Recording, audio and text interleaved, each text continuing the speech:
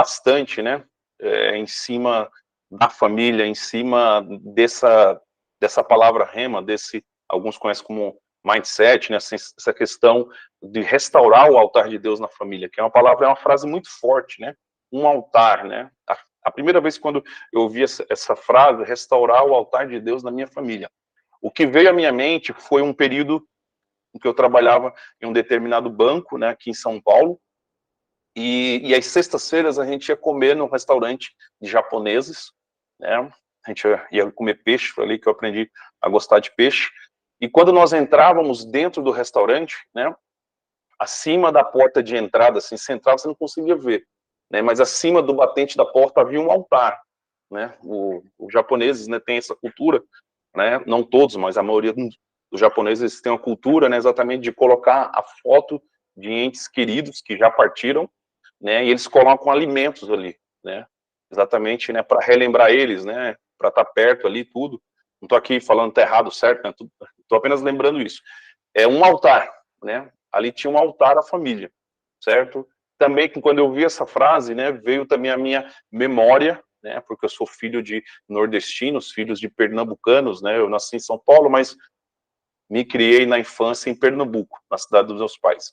E haviam casas, né, porque lá no Nordeste, boa parte das pessoas são católicas, e ali haviam casas onde tinha altares, né, com imagens, né, dentro dos lares, né, onde as pessoas em determinados horários do dia, né, faziam reverência, né, aquelas imagens que estavam sobre o altar.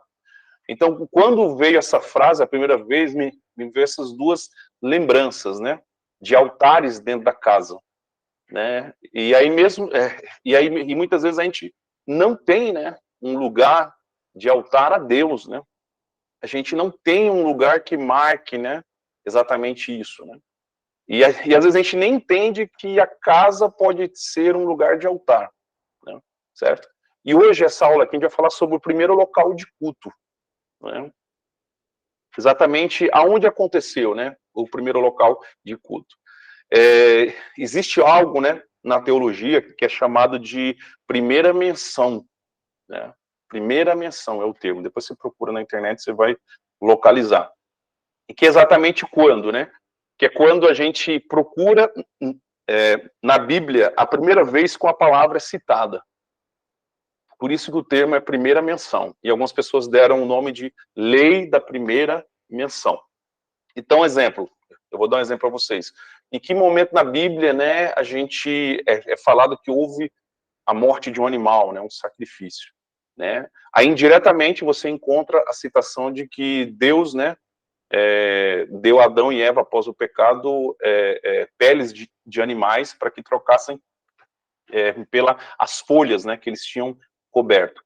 Aí naquele momento, né, é a primeira menção indiretamente de um sacrifício. Tá? Então cai dentro dessa lei da primeira menção.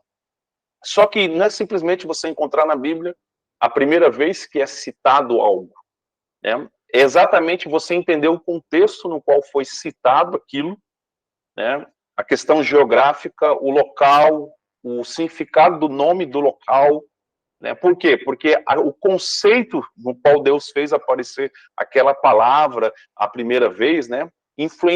Influenciará, né, o entendimento bíblico daquela mesma palavra quando aparecer futuramente em outros locais e quando a gente também aplicar em nossa vida. Então, essa lei da primeira menção é nesse sentido, né? A gente voltar a primeira vez que uma palavra, que um conceito, um princípio é citado na Bíblia, a gente se aprofundar ali, né, em qual contexto surgiu aquilo, a questão geográfica, o significado dos nomes, dos locais, e a gente trazer, né, exatamente o conceito da palavra de uma maneira mais profunda, né, para que a gente possa aplicar, né, em nossa vida, tá certo? Então eu vou dar um exemplo aqui bem prático, exatamente, né, ao nosso caso, né, por quê? Porque a aula hoje é o quê? Qual foi o local do primeiro culto? Então a gente pensar nisso, tá certo? Vamos entender melhor esta lei, demonstrando na Bíblia, né, a primeira citação de culto a Deus realizado pelo ser humano na Terra. Então, qual foi a primeira vez que na face da Terra, estou falando no céu agora, mas na face da Terra, o ser humano cultua a Deus? Aonde foi isso? Em que momento que surge? Tá? Aí a gente tem um versículo, né, que é indiretamente nesse versículo a gente percebe que teve o primeiro culto a Deus, né? Eu trouxe aí na linguagem NTLH, né, que é uma linguagem bem simples, né? Então eu vou usar essa linguagem bastante aqui no curso, né? E o texto ele diz assim: naquele dia, quando soprava o vento suave da tarde, o homem e a sua mulher ouviram a voz do Senhor Deus, que estava passeando pelo jardim. Então essa citação, ela é uma citação indireta de um momento de culto, porque a gente entende aqui, né, e também os estudiosos da Bíblia, que Adão e Eva, antes de pecarem, quando eles viviam lá no jardim do Éden, todos os dias, na viração do dia, eles invocavam o nome de Deus, eles chamavam Deus para ir na casa deles, e Deus descia ao jardim do Éden, e tinha relacionamento com eles. Então, Adão e Eva viam Deus face a face, né? Então, eles cultuavam a Deus face a face. Então, essa é a primeira menção de culto na Bíblia, né? Era esse momento que Adão e Eva viviam todos os dias. E vamos lembrar o quê? Que quando Deus sopra nas narinas o fôlego de vida, o ruach, né, em hebraico, né, Adão abre os olhos, o que ele vê diante dos seus olhos é a face de Deus. Então, a primeira visão do ser humano foi a face de Deus. Não foi uma enxada para trabalhar, não foi uma esposa, não foi um marido, foi exatamente a face de Deus, né? Então, o ser humano nasceu para conhecer a Deus, para contemplar exatamente a Deus, tá? Ainda em cima dessa lei da primeira menção, ao aplicarmos a lei da primeira menção quanto à primeira citação de visitação de Deus ao homem na terra, chegamos a algumas descobertas, né? Quais são as descobertas? Deus visita Adão e Eva no jardim do Éden. E quando a gente pega a palavra Éden em hebraico, né, ela quer dizer prazer, deleite, uma coisa boa. Então Deus ele visitava Adão e Eva, né? E se Deus visitava é porque Adão e Eva chamavam ele. Deus ele é muito educado, ele não vai aos lugares sem ele ser chamado e convidado, né? Segunda verdade que a gente extrai é o quê? Adão e Eva, né, moravam no jardim do Éden, tá? Então Adão e Eva moravam dentro do jardim do Éden. A casa deles era dentro do jardim do Éden, tá joia? E a terceira verdade que a gente extrai daqui é a seguinte: se Deus os visitava na casa deles, é porque o invocavam de lá. Então, se Deus ia na casa de Adão e Eva, né, é porque eles invocavam, eles chamavam Deus todos os dias. Então, Deus acostumou todos os dias ir lá visitar eles, passar um tempo junto com eles, né? Então, essas são verdades que a gente tira da primeira menção, né, de um culto a Deus na face da terra. Vamos lá ainda dentro disso. Essas descobertas que fizemos nos levam a algumas conclusões, né? A primeira delas é o seguinte: o primeiro local de culto a Deus foi numa casa. Então a gente chega à primeira conclusão, que o primeiro local mesmo, físico, de culto a Deus na face da terra, foi dentro de uma casa. A gente precisa entender isso, né? Que é para a gente entender o que Deus quer fazer na nossa casa, na nossa família, na nossa vida. A gente tem que ter essa consciência, né? Exatamente, certo? A segunda verdade: na casa, né, havia cultos diários na viração do dia, convidando Deus. Então, todos os dias, né, haviam cultos naquela casa, na casa de Adão. Esse era o cenário perfeito, amados. Por quê? Porque ainda o pecado não tinha entrado, né? Se Adão e Eva não tivessem pecados, eles estariam vivos até hoje. Eles eram seres eternos. Então, eles estariam vivendo isso até hoje. Então, eles teriam, né, nesses daí mais de 5.000 anos, né, conhecido tanto a Deus. Apesar que Deus nunca vai ser conhecido por completo, né? Mas eles teriam conhecido a Deus, né, em cada visitação diária de Deus à casa deles, né? E eles teriam transmitido isso aos seus filhos, e cada filho, à medida que ia formando sua própria família, né, iam também convidando Deus, e Deus consegue estar em mais de uma casa ao mesmo tempo, porque ele é onipresente, né? A terceira coisa que a gente percebe, que é o seguinte, é que Deus fazia parte da vida da família de Adão. Isso é importante a gente entender. Deus fazia parte da vida de Adão e da sua família. Mas a prova é o seguinte, de que Deus levou os animais para que Adão desse nome aos animais. Ah, eu vou dar o nome de girafa porque o pescoço é grande, eu vou dar o nome disso, tal, tal. Quer dizer, Deus estava no dia a dia ali, junto com eles, tá certo? E outra coisa importante, essa participação dele é que fazia sentido daquele lugar se tornar um verdadeiro Éden, deleite e prazer. Então, a casa deles, né, o Éden, não era um Éden porque estava cheio de árvores frutíferas, né? Não era o Éden porque Adão tinha encontrado a sua metade, Eva. Não era o Éden porque, né, ali era tão lindo fisicamente, né? Mas ali era o Éden por quê? Porque eles tinham um propósito de vida, porque eles tinham deleite e prazer em conhecer a Deus como família. Por isso que se tornava o Jardim do Éden. Então, ouça isso, né? Qual o lugar mais perfeito da face da Terra? Se você pode estar com a sua família, mas se você estiver sem Deus, ele vai se tornar um inferno. A gente conhece famílias famosas que são ricas, né? E a vida delas são um inferno, né? Sai aí nas mídias, nos sites e programas de fofoca. E aí você pode estar num casebre, num lugarzinho bem simples, né? Mas a família tem a visitação de Deus. E ali se torna um pedacinho do céu. Ali se torna um jardim do Éden. Então, o objetivo de Deus é que a nossa casa, né, ela se torne um pedacinho do jardim do Éden. Né? Um lugar de deleite, um lugar de prazer, que você volte do trabalho todos os dias, você tenha vontade de chegar em casa, que seus filhos tenham vontade de chegar em casa após a escola, né? E assim sucessivamente. Ainda dentro, né, da lei da primeira menção, algumas reflexões complementares, né? Nessa época não havia religião, então não havia judaísmo, não havia islamismo, não havia catolicismo, não havia, né, nada do protestantismo, nada. Não havia igrejas, não tinha igreja ainda nessa época, de Adão e Eva, nem sacerdotes e profetas, não tinha, nem mesmo cidades ainda tinha, não tinham sido constituídas as primeiras cidades, apenas a família, como a primeira instituição da face da terra. Então, nessa época, só tinha família.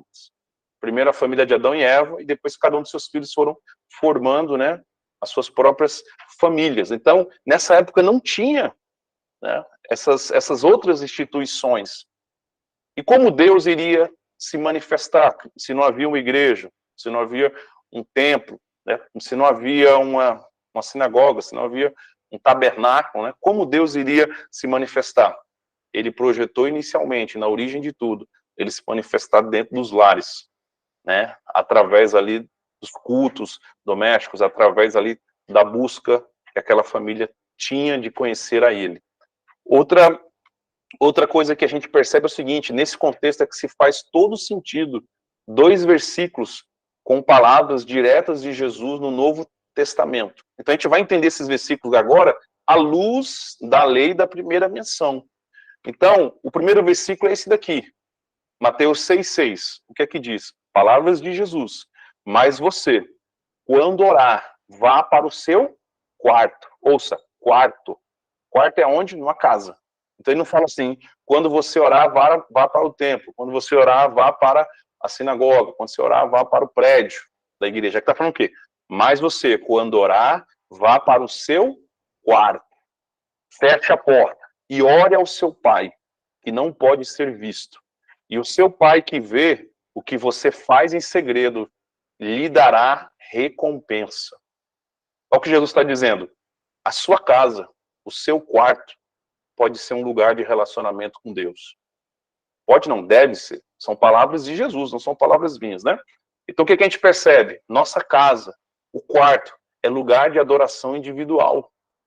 É um lugar onde nós adoramos a Deus de forma particular, sozinho. Sabe? E ali diz, tranca a porta do teu quarto. Isso quer dizer o quê? Que é para ninguém veja o que você está orando e fazendo lá. E Deus vai te ouvir em secreto. Sabe? Olha que promessa linda. Se você buscar Deus no seu quarto, que é dentro da sua casa, tá certo? Né? Você vai ter Deus te ouvindo ali. Você vai ter Deus junto com você, amados. E quantas vezes a gente não dá valor, né? A gente deixa, né, para buscar a Deus só no dia do culto, no dia da missa, né? No dia que a religião tem alguma atividade ali, certo? E a gente não tem essa consciência que o nosso quarto é um lugar de busca a Deus. E ouça, e quando você está de joelho no quarto, com os braços assim na sua cama, vira exatamente um altar, né? Você já percebeu? Você está de joelhos, com os braços na cama, é um lugar de altar, é um lugar de entrega, né? É um lugar de encontrar exatamente Deus. Outra coisa, isso está em linha, né, com o primeiro local de culto da terra, que é a casa de Adão. Para Adão era normal isso. A minha casa é o lugar onde Deus visita. O meu quarto é o lugar onde eu faço uma adoração individual. E quando eu venho para a sala, eu me reúno com Eva, né, com os filhos, e faço uma adoração familiar. Mas lá no meu quarto eu faço uma adoração individual. Não estou falando aqui fisicamente falando se tinha divisão de cômodos a casa de Adão, não dá para a gente saber isso, mas estou falando assim para você entender o contexto, né? Que para Adão isso era normal, né? E para a gente que vem de uma cultura, né, onde nós aprendemos buscar Deus só no templo, né? Só no prédio da igreja, a gente vem de uma cultura católica, espírita, evangélica, né? Onde a gente busca Deus só no prédio, só no templo, a gente não vê a nossa casa como um local de culto. E aí está todo o problema, tá certo? Vamos lá. Aí tem um segundo versículo também, que saiu da boca de Jesus, que faz todo sentido, a gente vendo a lei da primeira menção, que o primeiro local de culto foi uma casa. Olha só, Mateus 18, 20. O que é que Jesus diz? Porque onde 2 ou 3 estão juntos em meu nome, eu estou ali com eles. Durante muito tempo eu tive dificuldade de entender, mas 2 ou 3, né? Mas uma igreja sempre tem mais de 2 ou 3 pessoas, né? E aí, quando você pega o quê? 2 pessoas, é um casal recém-casado. Quando você pega 3, já tem o primeiro filho. E assim vai, sucessivamente.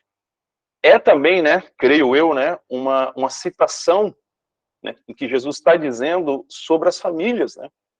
Que ele está exatamente prometendo que toda vez que uma família se reunisse em um culto doméstico, né, buscando a ele, né, reunidos em nome dele, ele estaria presente com eles, como ele fazia lá no Jardim do Éden, quando Adão e Eva e a sua família se reuniam para buscar a presença de Deus.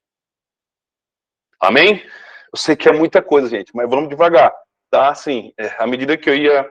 a gente já faz vários meses, a gente está meditando, né, preparando isso, né, Deus nos separando para esse tempo, mas hoje, até falei com o filho mais velho, falei, cara, quanta coisa, assim, quando veio colocando o slide, Deus veio me ministrando, as coisas, elas aparecem de forma mais profunda, né, e principalmente quando a gente também ensina, né.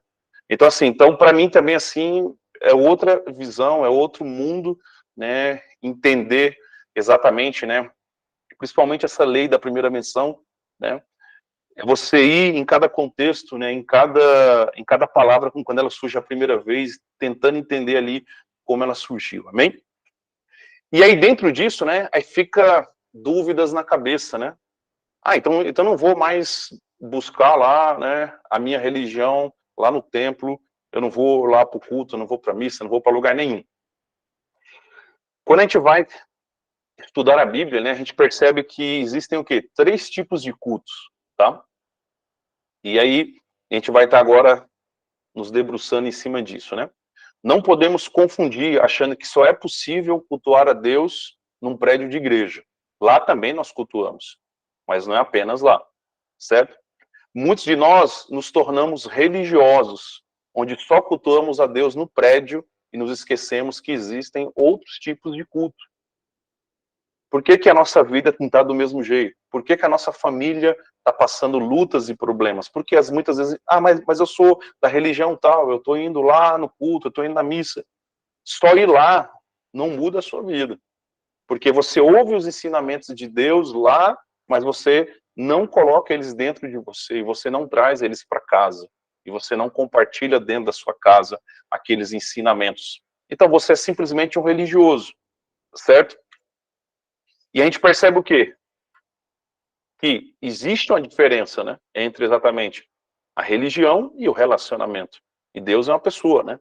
Então Deus, ele quer que você se relacione com ele, tá certo?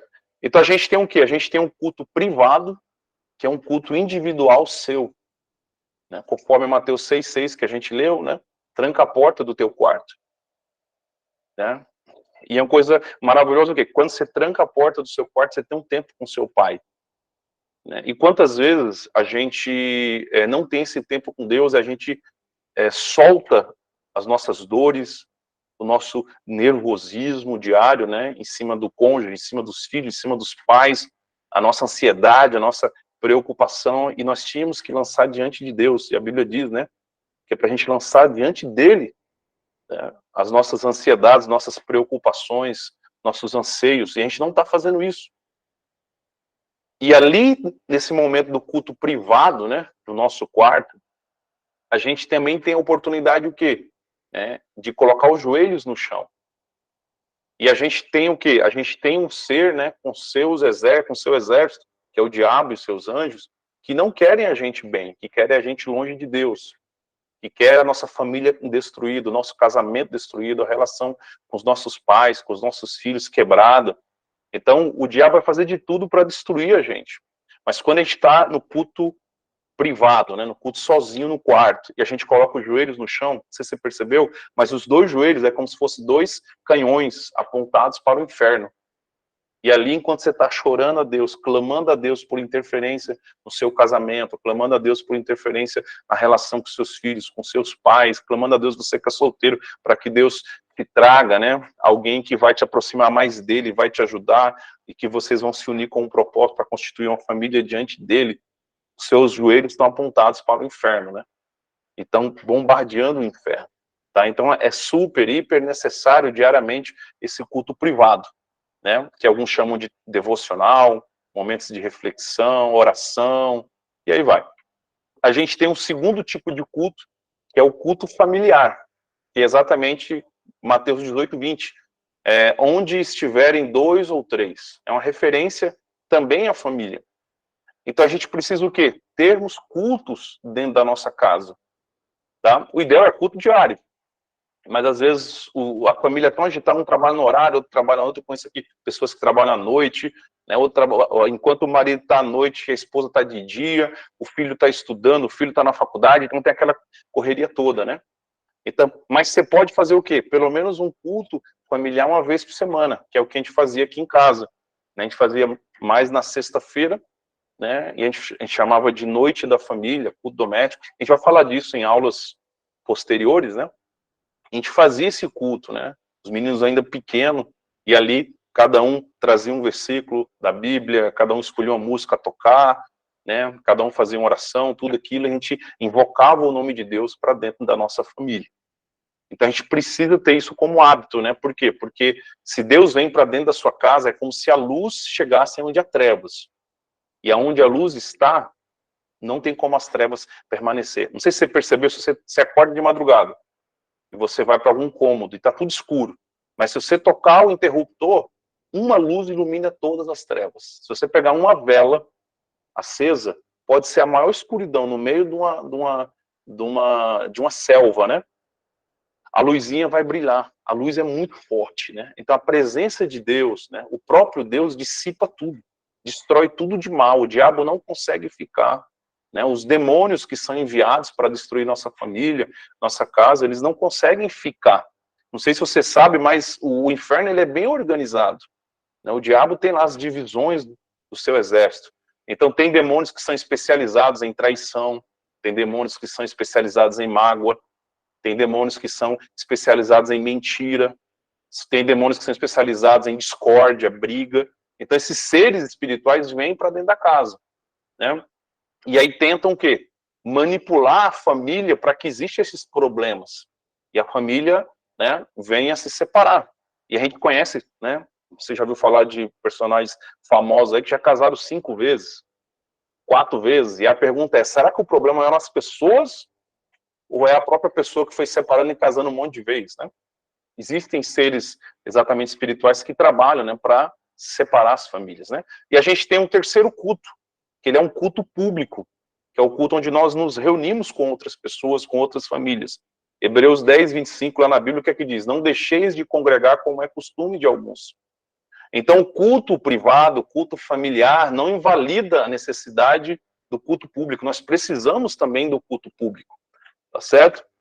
Se não trazermos Deus para o nosso dia a dia, pelos cultos privado e doméstico, né, seremos apenas religiosos que vão a um templo. Então, a grande questão hoje é o quê? É que muitas vezes nós estamos só no culto público. Eu sei que tem pessoas aqui que talvez nem estejam no público, né? Mas nós precisamos o quê? Estar com os 3 cultos em dia, o público, o meu privado com Deus, né, e o meu familiar, né? Para que realmente Deus possa estar em todos os lugares que você está, tá joia? Aí aqui eu vou falar um pouquinho, uma frase agora sobre o culto privado, tá? Para restaurarmos, né, o altar de Deus em nossa vida pessoal, precisamos primeiro ver e ter uma experiência com Deus, como Ele sendo uma pessoa, e não como uma religião ou uma instituição. Isso é o quê? Adoração individual. Tá? Então aqui tem muita coisa nessa frase. Primeiro ponto, eu não posso ser um instrumento de Deus para mudar minha família, né? Se antes eu não permitir Deus mudar minha própria vida. Por quê? Porque Deus precisa de pelo menos um primeiro dentro da família, dentro da casa. Se pelo menos um se posicionar, se tiver 2 ou 3, maravilha. Mas se pelo menos um se posicionar dentro da casa, dentro da família, vai fazer toda a diferença. Por quê? Porque aquele um vai fazer o quê? Vai chamar Deus pelo culto privado, pela adoração individual, e Deus vai começar a se manifestar na sua vida. Ele é o canal para trazer Deus para dentro do lar. Aí, através da vida dessa pessoa, seja o marido, a esposa, seja o filho, seja o pai, a glória de Deus começa a entrar dentro do lar e começa a transformar e tocar a vida das outras pessoas. Então, vou dar um exemplo. Quando eu tive essa experiência com Deus, eu era solteiro ainda, não era casado com a Chilene. Eu morava com os meus pais e meu irmão, né? E eu e meu pai, a gente tinha problemas de relacionamento, briga, chegamos a brigar mesmo, dar porrada um no outro, coisas do tipo. E aí, né, quando eu comecei a buscar a Deus, né, não só no culto público, mas também nesse culto individual, começou a haver uma restauração. E Deus falou, né, se você não perdoar seu pai por tudo que ele fez, né, você não pode me ver completamente como um Deus Pai. Então eu tive que perdoar meu pai. A gente teve 2 momentos ali de perdão. Ele pediu perdão, eu perdoei, eu também pedi perdão, né, um momento de reconciliação. E em alguns meses depois disso acontecer, o meu pai estava também tendo sua experiência com Deus, estava buscando a Deus, voltando a pegar a Bíblia, estava começando a ir num culto, né, existindo realmente uma restauração. Por quê? Porque um primeiro dentro da casa se posicionou. Há poder, entendeu? Na sua vida, na sua adoração, no seu culto individual diante de Deus. Culto familiar.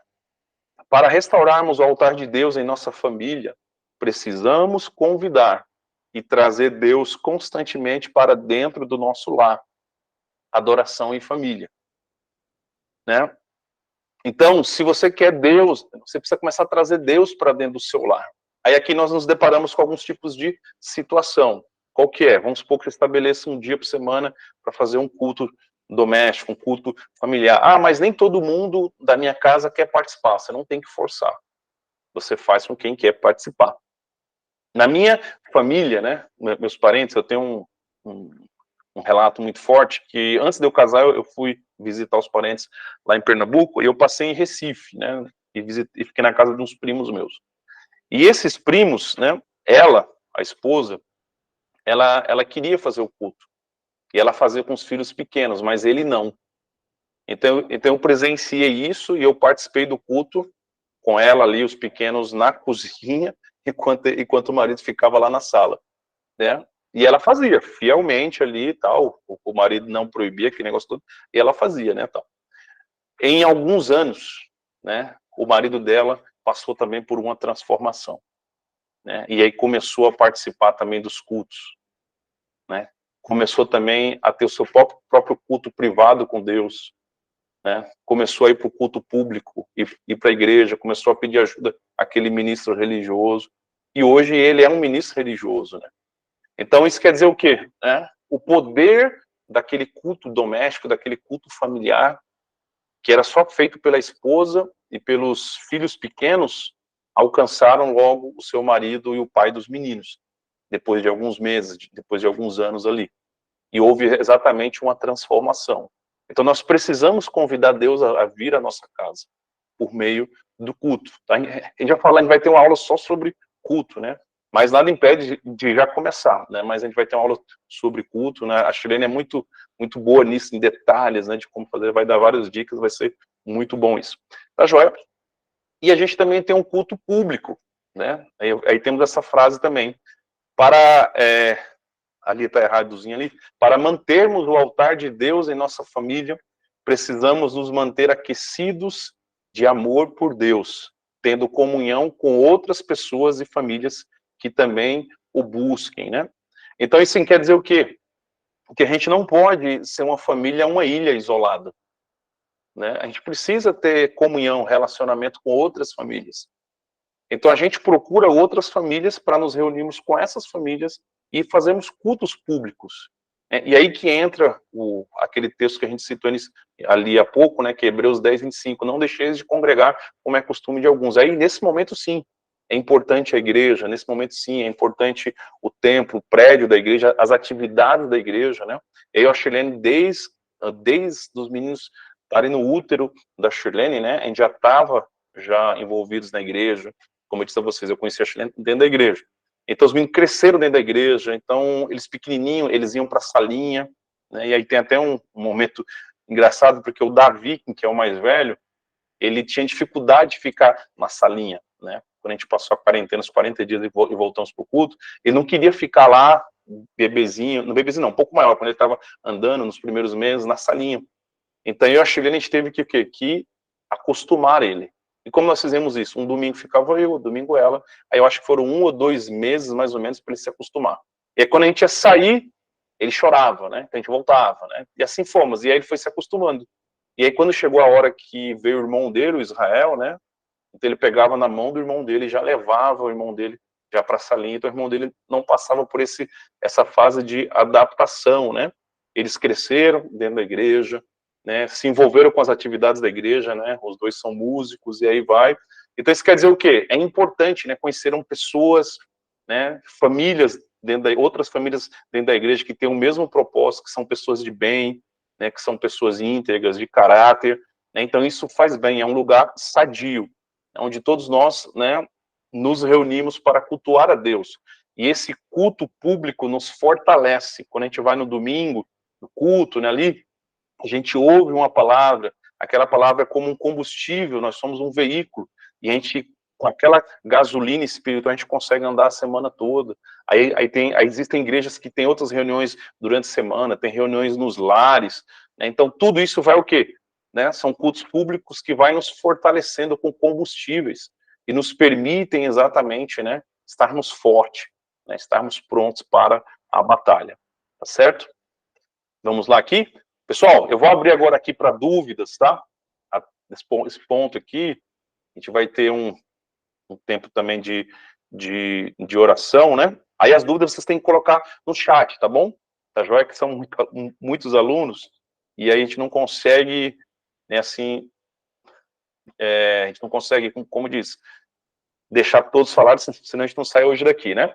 Mas assim, enquanto eu vou dando um resumo aqui da aula de hoje, você vai anotando no chat dúvidas ou o que mais marcou você. Escreva alguma coisa, que é para a gente saber, né, o que marcou você, tá certo? Mas a aula de hoje, né, se a gente pudesse resumir numa palavra rema, exatamente, né, é o local do primeiro culto. Então, a primeira menção na Bíblia é que o primeiro culto aconteceu dentro de uma casa. Então, o projeto inicial de Deus é que nas casas nunca faltem cultos.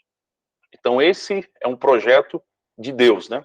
Que nas casas nunca faltem cultos. Se os nossos filhos, né, crescerem em locais que o nome de Deus é invocado, eles irão conhecer a Deus. Né? Até uma palavra uma palestra que a gente dá, né, e meu filho mais velho sempre cita, né, essa palestra. Eu acho que tem alguém compartilhando a tela aí. Não é para compartilhar, não. Acho que é o Márcio Félix. Então, assim, e o que acontece? E ele cita uma palestra que ele ouviu, que eu dei, que é o seguinte: Deus, ele é um Deus geracional. Então, ele é um Deus que se manifesta à primeira geração, que é a nossa, se manifesta aos nossos filhos e se manifesta aos nossos netos. Então, os nossos filhos, os nossos netos não podem andar pela nossa fé, pela nossa experiência. Eles precisam ter suas próprias experiências, né? E ontem mesmo, quando a gente estava lá nessa igreja, e meu filho, ele pegou o microfone lá, ele falou isso, né? O Davi falou isso. Que o momento que ele se afasta de Deus é porque ele estava vivendo pela fé dos pais. E ele fala, né, até isso: ó, meus pais nunca me forçaram a estar na igreja, a andar com Deus. Nunca me forçaram. E ele falou que eu tive que ter minha própria experiência. Porque a experiência que Abraão teve não é a mesma que seu filho Isaac, que não é a mesma que seu neto Jacó.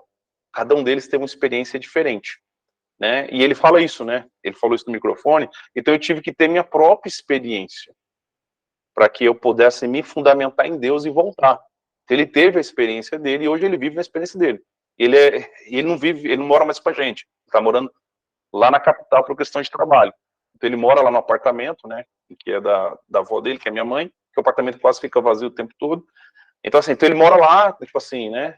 Então ele congrega numa igreja lá, assim, então eu não preciso ficar no pé dele, não preciso ficar vigiando ele, nada disso, né? Ele tem o temor, ele tem os princípios, né? Todo dia tá lendo Bíblia, às vezes você liga para ele não atende, ele fala: pai, eu tava orando.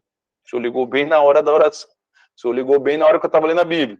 Quer dizer, ele tem a busca dele, né? Ele vai fazer 19 anos, né, tal. Nesse momento ele decidiu aguardar, né, aquela que vai ser a esposa dele, a decisão dele, né, aguardar em Deus. Então, assim, então isso tudo mostra que cada um tem que ter a sua experiência, certo? Mas isso vai acontecer o quê? Num ambiente de culto. Então, no momento que a gente tem frequentemente cultos em nossa casa, em algum momento, Deus vai tocar, né, em cada membro da família. Aqueles que já conhecem ele vão se aprofundar na experiência, certo? Aqueles que não conhecem dentro do lar, não estão afastados, que não estão indo ao culto público, que não estão buscando um culto privado, mas estarão recebendo a presença de Deus no culto familiar. Então é importante esse ambiente, entendeu? Deus sabia disso. Então, quando Deus criou a família, porque Ele é o criador da família, Ele sabia o quê? Que precisava que o ambiente fosse, né, constantemente um local de adoração, um local de culto. Por isso que o tema, né, desse módulo é qual? Restaurando o altar de Deus na minha família. Então, a minha casa tem que ser um altar, um lugar onde Deus é invocado, um lugar onde Deus se manifesta, um lugar onde Deus, né, a presença de Deus é sentida, né? Igual exemplo, eu vou citando coisa aqui, mas vai ter aulas para tratar. Por exemplo, aqui em casa a gente ouve muito louvor, então a gente consegue instalar um equipamentozinho, então a gente pega o celular e replica ele na TV, e aí é louvor o dia todo, o nome de Deus sendo invocado, né? E quando a gente se pega assim, indo no banheiro, indo tomar água, a gente está cantando os louvores, né?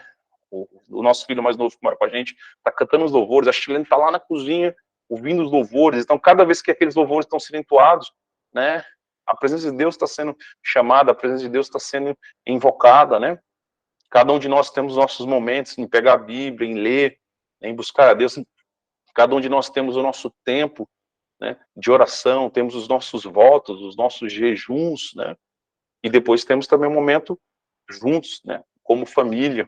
A gente vai sentar à mesa para comer uma refeição.